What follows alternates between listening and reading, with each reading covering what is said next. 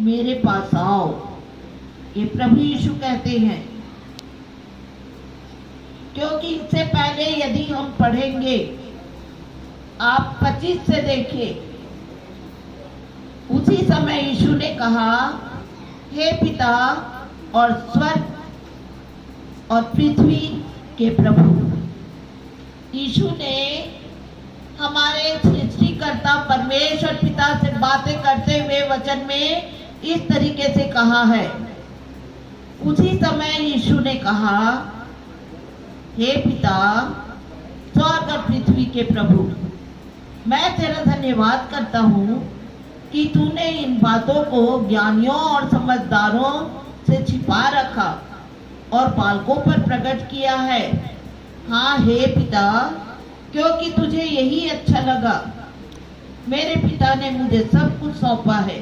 यीशु कहते हैं, मेरे पिता ने मुझे सब कुछ सौंपा है और कोई पुत्र को नहीं जानता, केवल पिता, और कोई पिता को नहीं जानता, केवल पिता, और कोई पिता को नहीं जानता, केवल पुत्र, और वह जिस पर पुत्र उसे प्रकट करना चाहिए।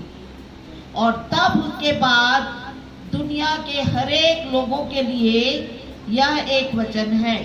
अमीरों के लिए नहीं है, गरीबों के लिए ही नहीं है, और मूर्खों के लिए, ज्ञानवान के लिए ये वचन जो आज परमेश्वर ने हम सब के लिए, आज आपके लिए दिया है। और ये वचन है, हे सब परिश्रम करने वालों और बोझ से दबे हुए लोगों, मेरे पास आओ, मैं तुम्हें विश्राम दूंगा। मेरा जुआ अपने ऊपर उठा लो और मुझसे सीखो, क्योंकि मैं नम्र और मन में दीन हूँ, और तुम अपने मन में विश्राम पाओगे। क्योंकि मेरा जुआ सहज और मेरा बोझ हल्का है। ये प्रभु यीशु मसीह आज सबको कहते हैं। आप देखिए वचन में क्या लिखा है, सब, केवल कुछ खास लोगों के लिए नहीं बोला। चाहे वो लोग प्रभु को जानते हैं नहीं जानते, लेकिन क्रिएटर गॉड, सृष्टिकर्ता के द्वारा तो बनाए गए हैं सब। चाहे वो प्रभु को जाने, अपने रचने वाले को जाने या न जाने, आज का वचन सबके लिए है। और यहाँ यही कहा जा रहा है, हे सब परिश्रम करने वालों, सबको बोला जा रहा है, सब। किनको? आज मजदूर दिवस, जैसे अभी बेटी ने प्रेयर किया, आज पूरे देश में मजदूर दिवस मनाया जा रहा।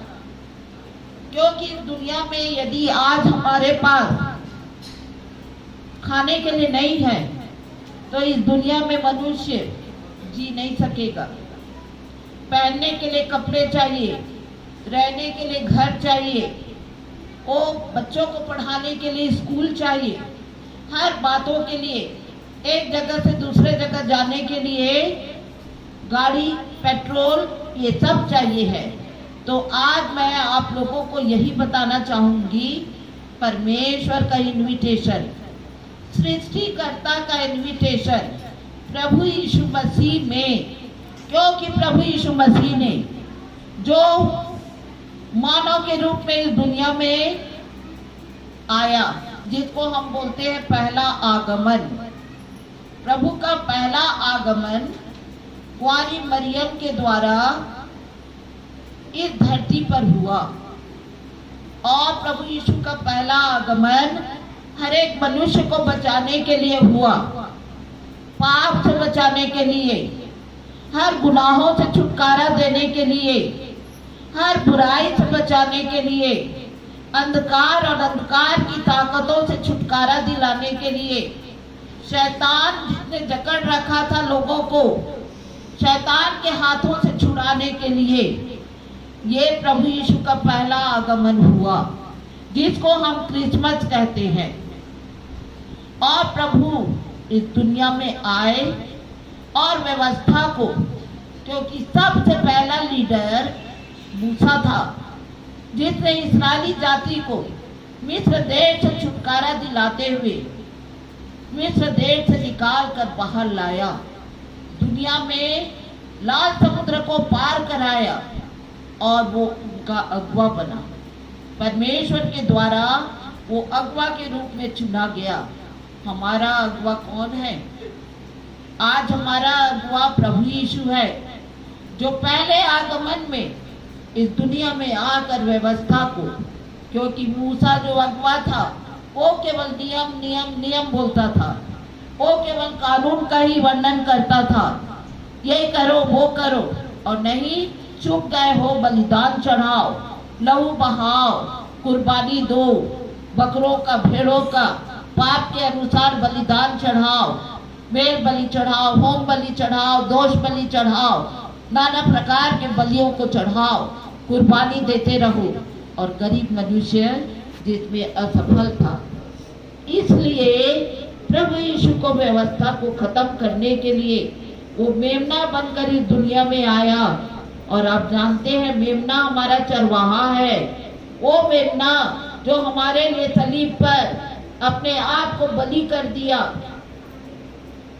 यदि मनुष्य ना मरता सलीब पर तो हमारा छुटकारा नहीं हो सकता था, इसलिए यीशु को हमारे लिए सलीब पर जाना पड़ा ताकि व्यवस्था की सारी बातों को वो पूरा करने पाए।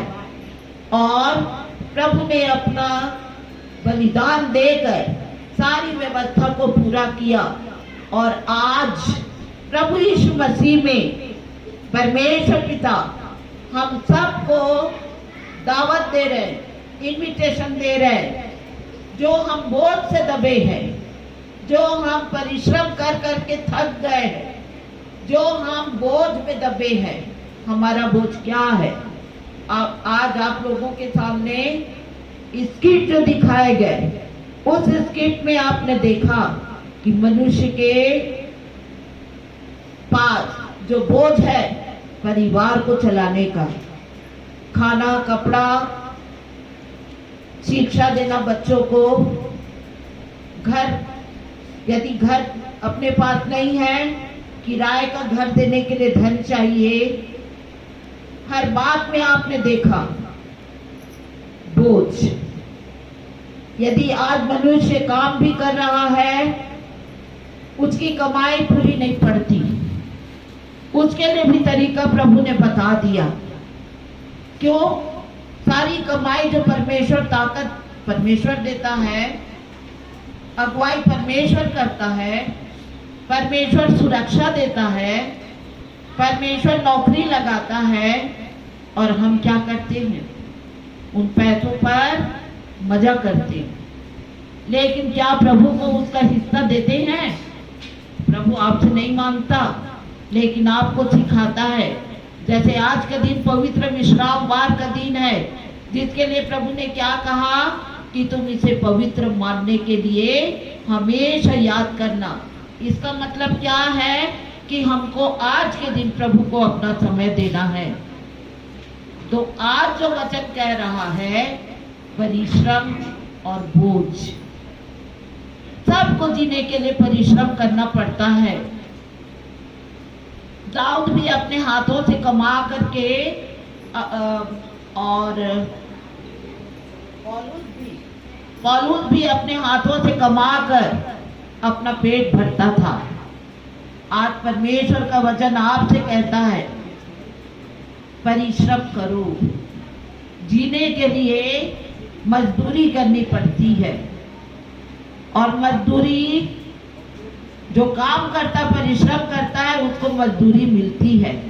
और यहाँ मजदूरी देने के लिए परमेश्वर पिता प्रभु यीशु मसीह में हम सबको बुला कर कहते हैं, परिश्रम करने वालों और बोझ से दबे हुए लोगों, जो तुम परिश्रम कर करके थक गए हो, इस दुनिया का सारा बोझ उठा के थक गए, परिवार का बोझ उठा के थक गए, बीमारियों का बोझ उठा के थक गए, परमेश्वर पिता प्रभु यीशु मसीह में हम सबको बुलाकर कहते हैं, मेरे पास आओ। प्रभु अपने पास बुला रहे। यदि हम प्रभु के पास जाएंगे तो वो हमको एक इनाम देगा, और वो इनाम है आराम, रेस्ट। आराम भी एक प्रभु की ओर से हमारे लिए एक गिफ्ट है। जैसे किसी का बर्थडे होता है, किसी की शादी की सालगिरह होती है, हम लोग एक दूसरे को गिफ्ट देते हैं। हम जो परिश्रम कर करके थक गए हैं, हम जो बोझ उठाए हुए हैं, पापों का बोझ, शारीरिक अभिलाषाओं में फंसकर पाप में पड़ जाते हैं। जैसे इस गीत में बताया गया, धन का लोभ सारी बुराइयों की जड़ है। यदि हमको इस संसार में पाप से छुटकारा चाहिए, पाप से रेस्ट चाहिए, तो प्रभु हमको बुलाते हैं, क्योंकि उन्होंने हमारे लिए दान चुका दिया। उन्होंने हमारे लिए हमारे पापों का बोझ अपने ऊपर उठा लिया। हमारे सारे पापों को मिटाने के लिए कोड़े खाए, बीमारी की परेशानियों से हमको छुटकारा देने के लिए उन्होंने सारा बोझ उठा लिया। और आज प्रभु क्या कहते हैं? हमको रेस्ट देना चाहते हैं, आराम। हे सब परिश्रम करने वालों और बोझ से दबे हुए लोगों, मेरे पास आओ, मैं तुम्हें विश्राम, आराम, रेस्ट दूंगा। आप कह नहीं सकते कि मैं थका हुआ नहीं हूं। कोई नहीं कह सकता मैं, मेरे पास कोई बोझ नहीं। जब आपस में बातचीत करेंगे, आप आपस में यही अपनी परेशानियों को बताएंगे, वही सारी परेशानियां आपका बोझ है। दिन भर हम इतना मेहनत करते हैं, तब कहीं जाकर हमको खाने को मिलता है। ये भी श्राप परमेश्वर ने आदम को और उसकी पत्नी को अदन की वाटिका में, जब उन्होंने आज्ञा का उल्लंघन किया, अर्थात पाप में जब वो पड़ गए, परमेश्वर ने उनको श्राप दिया। आज उसी के कारण हमको परिश्रम करना पड़ता है। परमेश्वर ने तो हमारे लिए भांति भांति का पेड़ अदन की वाटिका में लगाया कि हम उसको खाएं, आराम से रहें। लेकिन परमेश्वर ने जो आज्ञा दी थी कि तुम बगीचे के बीचों बीच दो वृक्ष है, इन दोनों पेड़ों का फल कभी मत ना खाना, इनका फल कभी ना खाना, नहीं तो तुम मर जाओगे। शैतान जो परमेश्वर के पास रहता था, सामने रहता था, जो एक चमकता हुआ, एक बहुत ही खूबसूरत स्वर्गदूत था,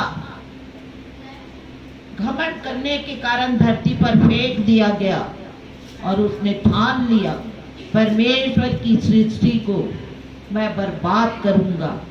और उसने परमेश्वर की सृष्टि को बर्बाद किया लालच में, आंखों की अभिलाषा, शरीर की अभिलाषा में फंसाकर उसको प्रेरित किया कि वो फल को तोड़ के खाए, और उसने अपने पति को दिया, और जिसके कारण उन लोगों की संसारिक आंखें खुल गई, आत्मिक आंखें बंद हो गई। उसी दिन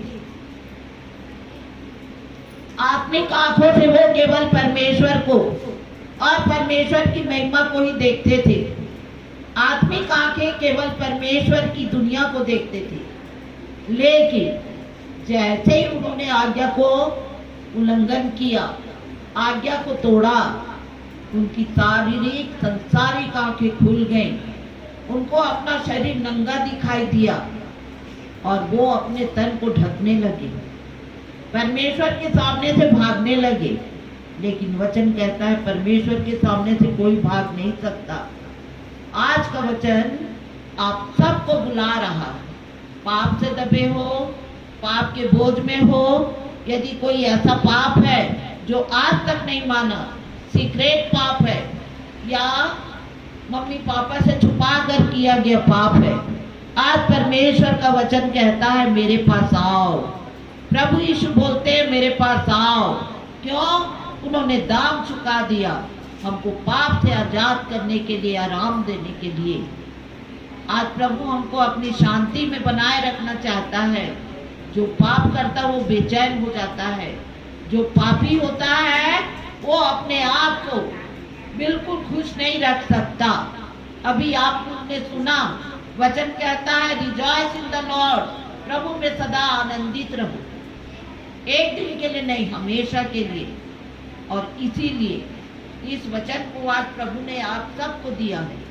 और ये वचन है मेरे पास आओ। जब हम प्रभु के पास जाएंगे, प्रभु हमको परमेश्वर कौन है बताएगा। और जब हम परमेश्वर को जानेंगे, हम प्रभु को जानेंगे। जब आप प्रभु के पास जाएंगे ही नहीं, तो आप कैसे परमेश्वर को पहचानेंगे? कैसे परमेश्वर का बनने पाएंगे? जो हमारा सृष्टि करता ही नहीं, हमारा पिता है, जो हमारे लिए इस दुनिया में मानव के रूप में आया। हम हर समय इस बात को बताते हैं, प्रभु का आगमन, प्रभु हमारे लिए एक बार इस दुनिया में आ चुका है। अब वो बालक बनकर नहीं आएगा, अब वो सलीब पर चढ़ने नहीं आएगा। अब वो आएगा तो केवल न्याय करने के लिए आएगा, और हम सब का न्याय करेगा। चाहे बचपन से किए गया पाप हो, या बुढ़ापे तक का पाप हो, या जवानी के पाप हो, भयंकर पाप हो। क्योंकि हम अपनी अभिलाषाओं में फंस कर पाप करने लगते हैं। आज परमेश्वर का वचन आप सब से यही कहता है कि अपने अपने पापों को मान लो, क्योंकि वो हमको हमारे पापों से क्षमा करने में विश्वास योग्य और धर्मी है। सबकी शारीरिक आवश्यकताएं होती हैं। आपके सामने बाइबल का पाठ पढ़ा गया, पहला राजा 17, जिसमें एक वर्णन है एलिया नबी का। वो एलिया एक साधारण मेरी तरह, आपकी तरह व्यक्ति था, और परमेश्वर से प्रेम करता था, अपने रचनाकार की इच्छा के अनुसार चलता था। और उसने बाल देवता की पूजा करने वाले लोगों से बहुत परेशान होकर गुस्से में उसने क्या कहा कि आज से 3.5 साल तक इस देश में बारिश नहीं होगी। और जैसे ही उसने ऐसा कहा, अहाब राजा क्रोधित हो गया, उसको मार डालना चाहा। वो किरित नाम नाले के पास चला गया, और वहां वो नाले के पास पत्थर पर सोता था। नाले का पानी जो पतली धार के रूप में बह रहा था, उस पानी को पीता था। और भोजन के लिए परमेश्वर ने प्रबंध किया कौवे को भेजकर।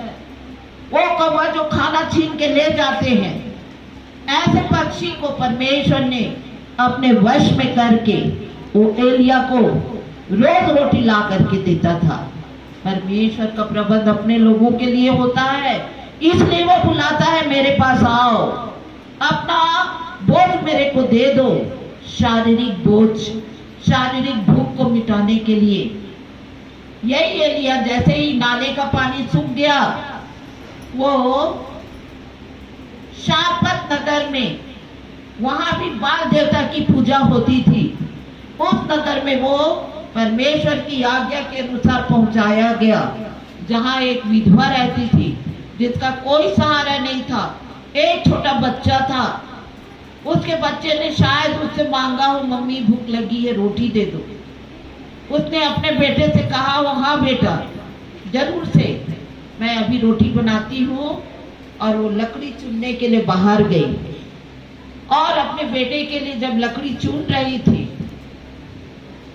इतने में एलिया उस नगर के दरवाजे के पास आया, और उस महिला से, विधवा महिला से क्या कहा, मुझे पानी ला के दो। और वो लकड़ी बिन्ना छोड़कर जैसे ही मुड़ी, सुनो सुनो, एक रोटी भी बना कर लाना। तब उस विधवा मूसा ने अपनी कमजोरी, अपनी कमी को उस परमेश्वर के भक्त के सामने रखा कि मेरे घर में, मेरे मटके में जिसमें मैं आटा रखती हूँ, एक मुट्ठी आटा है और कुछ बूंद तेल है। उसको मैं अभी ये लकड़ी चुन के ले जा रही हूँ। मैं उसको खाना बनाऊंगी, उसी रोटी को बनाऊंगी अपने लिए और अपने बेटे के लिए। हम दोनों उसको खाएंगे और उसके बाद हम समाप्त हो जाएंगे। मैं आपके लिए रोटी नहीं ला पाऊंगी। लेकिन एलिया ने उसको कहा, तुम नहीं मरोगी, मैं जैसा कह रहा हूं वैसा ही करो। और तब उस बुढ़िया ने और विवाद नहीं किया बाइबल के अनुसार, और वो चली गई और सबसे पहली रोटी बनाकर प्रभु के उस नबी को, उस दास को दिया, एलिया। और तब उसने, एलिया ने उससे कहा, अब तुम उसके बाद जाओ और बनाओ। उसने ये नहीं कहा कि सब आटा तो मैंने गूंथ लिया था, अब कहाँ से मैं बनाऊं। लेकिन जैसे एलिया ने कहा, आज्ञा का उसने पालन किया और 3.5 साल तक वो एक मुट्ठी आटा से रोज रोटी बनाती थी, एलिया के लिए, अपने लिए, अपने बेटे के लिए। और दोनों के दोनों तीनों टाइम उस रोटी को, उस एक मुट्ठी आटे और कुछ बूंद तेल से वो संभाले गए। मनुष्य से नहीं, परमेश्वर से सब कुछ संभव है। एलिया ने जैसा कहा वैसा हो गया। आप यदि प्रभु के लोग हैं, प्रभु के विश्वासी हैं, प्रभु पर भरोसा करते हैं, प्रभु पर आपका विश्वास है, आज जो खास बात मैं आपको बताना चाहती हूँ, यदि आपका विश्वास प्रभु पर है, एलिया ने प्रभु से नहीं पूछा। जब उसने उस शहर को, अहाब राजा के राज्य को, जब उसने दंड दिया, 3.5 साल तक यह पानी नहीं गिरेगा, अकाल पड़ेगा, उसने प्रभु से नहीं पूछा। उसने प्रभु पर भरोसा किया और प्रभु ने उसकी भरोसा को टूटने नहीं दिया। हमारा विश्वास कैसा है? हम क्या कहते हैं? हम क्या चाहते हैं? क्या हमारा भरोसा ऐसा है? हम प्रभु पर कितना भरोसा रखते हैं? ये पूरा महीना आपके पास है। आज इस किट में यही बताया गया। विश्वास किसको कहते हैं? अनदेखी वस्तुओं का प्रमाण है, जिनको हमने नहीं देखा, जो हमारे लिए नहीं हुआ, उन सारी बातों को केवल परमेश्वर पर भरोसा रख के जब हम रखते हैं प्रभु के सामने, वो हमारे लिए पूरा हो जाता है। यहाँ बहुत से बच्चों की शादी नहीं हुई, बहुत से बच्चों के पास जॉब नहीं है, लेकिन यदि आज आपका भरोसा अपने प्रभु पर है, जो कहता है, हे सब थके और बोझ से दबे हुए लोगों, आज हमारे पास अपनी परेशानियों के कारण से हम थक गए हैं, आज हम अपनी परेशानियों के कारण से हम निराश हो गए हैं, लेकिन हमारा प्रभु आज हम सबको आशीष देते हुए कहता है, मेरे पास आओ। और जब हम जाएंगे प्रभु के पास, संसारिक रूप से शारीरिक भूख को मिटाने के लिए वो घर, कपड़ा, खाना, सब चीज का प्रबंध करेगा। क्योंकि बाइबल में लिखा है, आकाश के पक्षियों को देखो, वे ना बोते हैं ना काटते हैं, क्या चिड़ियों का बैंक बैलेंस है? आज चिड़िया अपने बैंक में जाके पैसा निकालते हैं, तो जब प्रभु उनको सुबह सवेरे से उठाता है, क्या वो रोज कोई उनको मार डालता? क्या प्रभु उनकी रक्षा करते हैं, प्रभु संभालते हैं। तो क्या वो प्रभु कहते हैं, तुम तो पक्षियों से बढ़कर हो, तो तुम शरीर को ढकने के लिए वस्त्र की क्यों चिंता करते हो? बहुत से उदाहरण हैं जिन्होंने भी प्रभु के सामने प्रेयर में रखा और उनको मिलता है। मैंने भी अपनी बहुत सी बातों को प्रेयर के रूप में प्रभु के सामने सौंप दिया है, और मेरे मांगने से पहले वो मेरी सारी आवश्यकताओं की पूर्ति करते हैं। वो दिलों में काम करते, दिलों को उफाड़ते हैं, क्योंकि प्रभु से उनके वचन को मैं याद दिलाती हूँ। यहाँ भी प्रभु ने कहा, हे सब परिश्रम से करने वालों और बोझ से दबे हुए लोगों, मेरे पास आओ, मैं तुम्हें विश्राम दूंगा।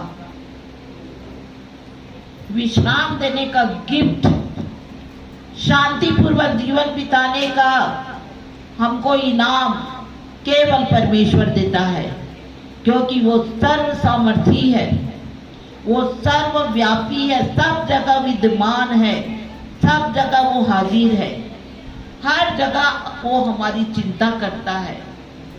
हमारे लिए यदि कोई रास्ता बंद हो गया, हमारे लिए वो रास्ता को खोलता है। इसलिए वो बड़े दावे के साथ कहता है, मेरे पास आओ, मैं तुम्हें विश्राम दूंगा। ये तो शारीरिक दशा के लिए बोल रहा। यदि कोई बीमार है, जैसे यूहन्ना 5 में हमने पढ़ा, कोई साधारण बीमारी को मैंने नहीं लिया, लेकिन 38 वर्ष यदि हम लोग एक हफ्ता भी खाट पर, 2 दिन भी खाट पर लेटे रह गए, हम थक जाते हैं, निराश हो जाते हैं। कब हमें छुटकारा मिले, हम ये सोचने लगते हैं। और यहाँ पर 38 वर्ष का रोगी